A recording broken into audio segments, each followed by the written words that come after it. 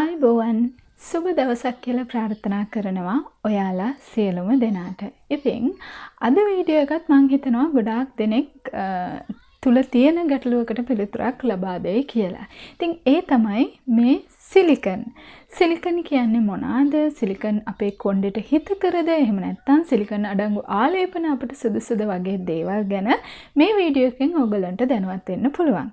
එහෙමනම් ඉතින් අපි යමු ඇත්තටම සිලිකන් අපිට හොඳයිද කියලා බලන්න.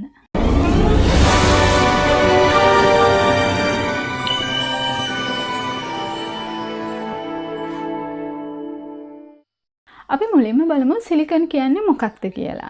ඉතින් සිලිකන් තියෙනවා සාමාන්‍යයෙන් අපේ බොඩි ලෝෂන් වල සිලිකන් අඩංගුයි කියලා ගහලා තියෙනවා. ඉතින් ඔයගොල්ලෝ දැකලා ඇති සමහර ආලේපන වල ගහලා තියෙනවා සිලිකන් අඩංගු නොමැත කියලා. ඉතින් ඒ වගේම සමහර ඒවායි අඩංගු ද්‍රව්‍ය වල තියෙනවා සිලිකන් සහිතයි කියලා. ඉතින් ඒ නිසා අපි බලමු ඇත්තටම මොනවාද මේ සිලිකන් කියලා කියන්නේ. සිලිකන් කියලා කියන්නේ ඛනිජ ද්‍රාවණයක්. මේ ඛනිජ ද්‍රාවණයෙන් සිද්ධ කරන්නේ සාමාන්‍යයෙන් දිලිසීමක් එහෙම නැත්නම් වැඩි දීප්තියක් වගේ දෙයක් ලබා දීම. ඉතින් මේ සිලිකන් කියලා කියන්නේ එක අමුද්‍රව්‍යයක් කියලා අපිට කොටු කරලා ගන්න බෑ. සිලිකන් වර්ග බොහෝමයක් තියෙනවා. ඉතින් මේ සිලිකන් බොහෝමයක් ද්‍රව්‍ය වල එකතුවක් විදිහට තමයි සැකසීලා තියෙන්නේ. ඉතින් ඒ නිසා අපිට සිලිකන් මේ ද්‍රව්‍ය වල එකතුවක් කියලා අපිට වෙන් කරලා ගන්න බෑ. ඉතින් ඒ වගේම තමයි සිලිකන් වර්ග තියෙනවා. විශේෂයෙන්ම වතුරේ දියවන සිලිකන් තියෙනවා. ඒ වගේම වතුරේ දියවන්නේ නැති සිලිකන් කියලා තියෙනවා. ඉතින් ඇත්තටම අපි බලමු මේ සිලිකන් අපිට හිතකරයිද එහෙම නැත්නම් අහිතකරයිද කියලා. අපි මුලින්ම බලමු මේකේ හිතකර පැත්ත කොයි වගේද කියලා.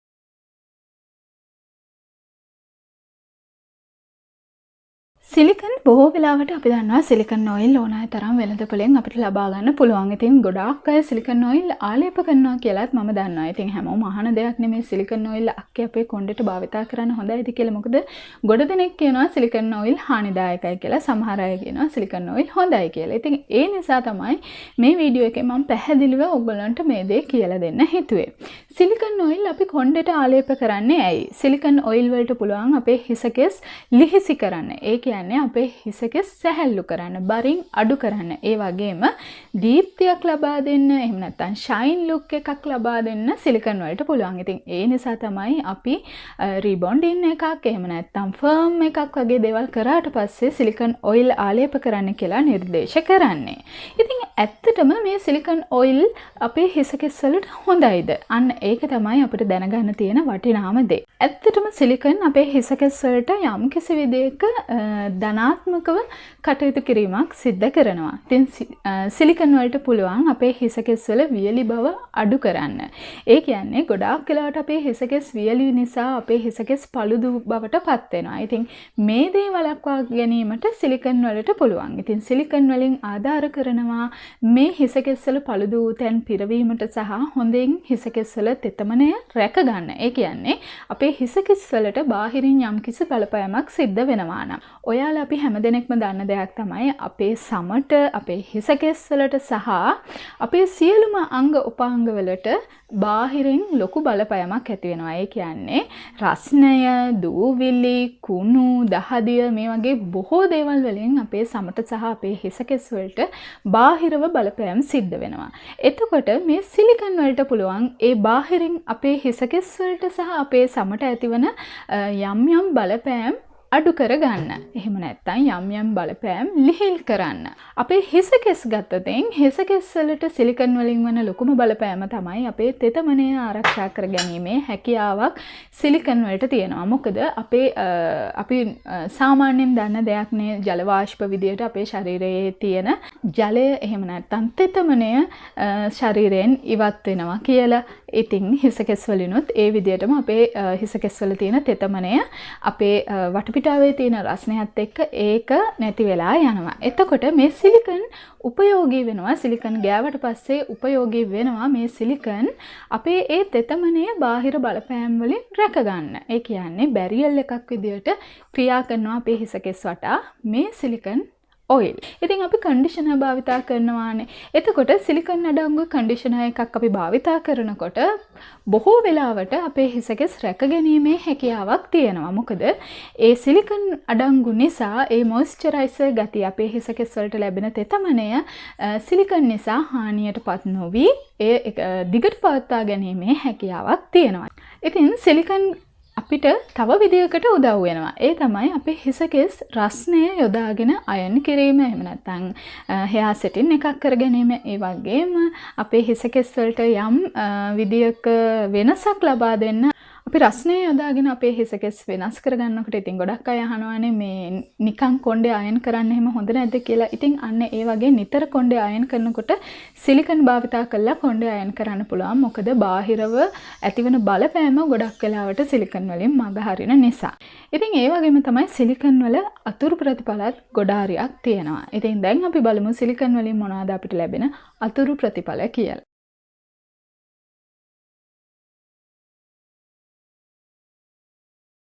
දැන් අපි කතා කරමු සිලිකන් වල අතුරු ප්‍රතිඵල ගැන. ඒ කියන්නේ සිලිකන් අපිට අහිතකර විදියට බලපාන්නේ කොහොමද කියලා. ඇත්තටම සිලිකන් ගත්තොත් සිලිකන් ඇවිල්ලා හරියට රබර් එකක් වගේ. එහෙම නැත්නම් හරියට මේක ප්ලාස්ටික් එකක් වගේ. එහෙම නැත්නම් සීලර් එකක් වගේ. එතකොට මේ හිසකෙස් වලට පිටතින් වෙන බලපෑම අඩු කරන්න තමයි මේ සීලර් එක භාවිතා කරන්නේ. හැබැයි මේක රබර් එකක් වගේ අපේ හිසකෙස් වල රැඳිලා තියෙන නිසා අපේ හිසකෙස් වලට මේක දිගින් දිගටම රැඳිලා තිබීම හේතුවෙන් අපේ හිසකෙස් වලට ලොකු හානියක් එහෙම නැත්නම් ලොකු ඩැමේජ් එකක් සිද්ධ වෙනවා. මොකද ඒ විදියට රබර් එකක් විදියට ඒ වගේ රැඳිලා තිබීම නිසා අපේ හිසකෙස් වලට ඇතිවන දීර්ඝකාලීනව මේ විදියට රැඳිලා තිබීම නිසා දීර්ඝකාලීනව ඇතිවන බලපෑම ඉතාමත්ම වැඩි. අපිට ඇත්ත වශයෙන්ම අවශ්‍ය වෙන්නේ සිලිකන් එකකින් හොඳ දීප්තියක්. හැබැයි අපිට මේ සිලිකන් එකෙන් ඇත්තටම ලැබෙන්නේ දිලිසීම කියන මායාව පමණයි. මොකද අපිව මායා කරලා පෙන්නනවා අපේ හිසකෙස් ලස්සනට තියෙනවා, හිසකෙස් දිලිසෙනවා, හිසකෙස් හොඳ බරගතියකින් තියෙනවා, හරි සැහැල්ලුයි කියන දේවල් අපිට ඇත්ත වශයෙන්ම ලබා දෙනවා. හැබැයි මේක දීර්ඝකාලීනව භාවිතා කිරීම තුළදී ඒකෙන් සිද්ධ වෙන්නේ අහිතකර දෙයක්. මොකද මේක රබර් එකක් වගේනේ මේ අපේ කොණ්ඩේ රැඳිලා පවතින. එතකොට මේක කොයිතරම් වොෂ් කරත් එහෙම නැත්නම් සේදුවත් මේක සේදිලා යන්නේ නැහැ. ඉතින් එහෙම සේදිලා යන්නේ නැතුව මේක දිගින් දිගට තියෙන එක ඇත්තටම අපේ හිසකෙස් වලට අහිතකරයි. ඉතින් ඇත්තටම අපිට අවශ්‍ය වෙන්නේ ඒ වගේ බොරු දිලිසීමක් නෙමෙයිනේ. ඇත්තටම අපිට අවශ්‍ය වෙන්නේ අපේ මේ හිසකෙස් වල තියෙන කියුටිකල් හොඳින් වැහිලා ආලෝකය පරාවර්තනය වීමේ දිලිසීමක් තමයි අපි බලාපොරොත්තු වෙන්නේ. හැබැයි මේ සිලිකන් වලින් එහෙම දෙයක් අපිට ලැබෙන්නේ නැහැ. తాවකාලිකව අපේ හිසකෙස් ලස්සන කිරීමට පමණයි මේක උපකාරී වෙන්නේ. ඉතින් දිගින් දිගටම මේක භාවිතා කිරීම කිසිසේත්ම සුදුසු නැහැ හිසකෙස් වලට. මොකද හිසකෙස් දි รา පත් වෙන්න, ඒ වගේම හිසකෙස් වලට බාහිරව අපි කරන කිසිම සත්කාරයක් අල්ලන්නේ නැති ගතියක් ඇති වෙනවා සිලිකන් භාවිතය නිසා. ඉතින් ඒ නිසා සිලිකන් නිතර භාවිතය අපිට හොඳයි කියලා රෙකමන්ඩ් කිරීමට හැකියාවක් නැහැ. ඉතින් සිලිකන් දිගින් දිගටම හිසකෙස් වල ආලේප කරාට පස්සේ මම කියවනේ කලිනුත් මේක බැරියර් එකක් වගේ තියෙනවා කියලා. ඉතින් මේක හානි කර වෙන්නේ අර මං කලින් කිව්වා වගේ අපි කරන සත්කාරات අපේ හිසකෙස් වලට අල්ලා හිටින්නේ නැහැ. ඒ කියන්නේ අපි තෙල් ආලේප කරත් හිසකෙස් වල ගෑවෙන්නේ නැහැ. ඒ කියන්නේ හිසකෙස් වලට උරා ගැනීමේ හැකියාවක් නැති වෙලා යනවා. ඉතින් ඒ වගේම තමයි අපි කන්ඩිෂනර් කරාට පස්සේ කන්ඩිෂනර් එකවත් අපේ හිසකෙස් වලට උරා ගැනීමේ හැකියාව අඩු කරනවා මේ සිලිකන් නිතර අපේ කොණ්ඩේ බැරියර් එකක් විදියට ඒක රඳා පවතින නිසා. මොකද ඒක අපි වතුර වලින් වොෂ් කරාට වොෂ් වෙලා යන්නේ නැහැ නිතර භාවිතා කරනකොට. ඉතින් වොෂ් වෙලා යන්නත් එහෙම නැත්නම් සේදිලා යන්නත් ටික කාලයක් යනවා. ඉතින් ඒ නිසා අපි කන්ඩිෂනර් කරාටවත් ඒක රැකගැනීමේ හැකියාවක් නැති වෙලා යනවා. ඉතින් අනිත් කාරණය තමයි දිගින් දිගටම මේ විදිහට සිලිකන් ආලේප කිරීම නිසා අපේ හිසකෙස් ඇතුළතින් වියලී යාමකට පත් වෙනවා. මොකද මේක බැරියර් එකක් විදිහට තියෙන්නේ. ඉතින් මේ බැරියර් එක වගේ තියෙනකොට පිටතින් කන්ඩිෂනර් කරත් ඔයිල් කරත් මේ කිසි දෙයක් අපේ හිසකෙස් ඇතුළට එකතු වෙන්නේ නැහැ. ඉතින් එහෙම නිසා අපේ හිසකෙස් ඇතුළතින් අධික වියලීමකට එහෙම නැත්නම් අධික ලෙස අපේ හිසකෙස් ඩැමේජ් වෙන්න පටන් ගන්නවා මේ සිලිකන් දිගින් භාවිතය නිසා. ඉතින් ඒ නිසාම අපේ හිසකෙස් වල පැහැය අඳුරු පැහැයකට ලක් වෙනවා. කිසි දීප්තියක් නැති වෙලා යනවා. ඒ වගේම ඇල්ලුවාම හරි ඝන ගතියක් එහෙම නැත්නම් අර සිනිඳු ගතියක් නැති වෙලා යනවා මේ සිලිකන් දිගින් භාවිතා කිරීම නිසා. සිලිකන් ගැන කතා කරනකොට අනිත් වැදගත්ම කාරණය තමයි කොයිම මොහොතකවත් මේ නැචරලි කර්ලි හෙයා තියෙන කට්ටිය කර්ල් එක ලස්සන කරගන්න කියලා සිලිකන් නිතර භාවිතා කරන්න එපා. ඒකට හේතුව තමයි සිලිකන් නිතර භාවිතා කිරීම නිසා මේ සිලිකන් වල හැකියාවක් තියෙනවා හිසකෙස් දික් කිරීම. ඉතින් ඒ නිසා තමයි අපි රීබොන්ඩින් එකක් කරාට පස්සේ සිලිකන් ආලේප කරන්නේ. ඉතින් මේ නිතර සිලිකන් භාවිතා කිරීම නිසා මේ හිසකෙස් අපේ ඒ රැලි සහිත ස්වභාවය ඉවත් වෙලා යෑමට කටයුතු කරනවා. ඉතින් ඒ නිසා රැලි සහිත හිසකෙස් තියෙන කට්ටිය ලස්සන වෙන්න ෂයින් වෙන්න කියලා සිලිකන් ආලේප කරන්න එපා. ඉතින් ඔන්න ඔය කරුණු ටික තමයි සිලිකන් වල හොඳ පැත්ත සහ නරක පැත්ත. ඉතින් මේකෙන් ගන්න තියෙන ලොකුම උදාහරණය තමයි සිලිකන් කොයිම වෙලාවකවත් අත්‍යවශ්‍ය දෙයකදී ඇරෙන්න. ඒ කියන්නේ කොණ්ඩෙට හීට් එකක් යොදලා කොණ්ඩේ නිතර අයන් කරනවා නම් ඒ වගේම හෙයාර් ස්ටයිල් එකකට වගේ දේවල් වලදී සිලිකන් ආලේප කරනවා ඇරෙන්න නිතර ඔයා හිසකෙස් වලට සිලිකන් ආලේප කරන්න යන්න එපා. එතකොට ඊළඟට වැදගත් කරුණ තමයි අපි නිෂ්පාදනයන් තෝරා ගැනීමේදී සිලිකන් අඩංගු නොවන නිෂ්පාදන වර්ග භාවිතා කරන්න පුරුදු වෙන්න ඕන.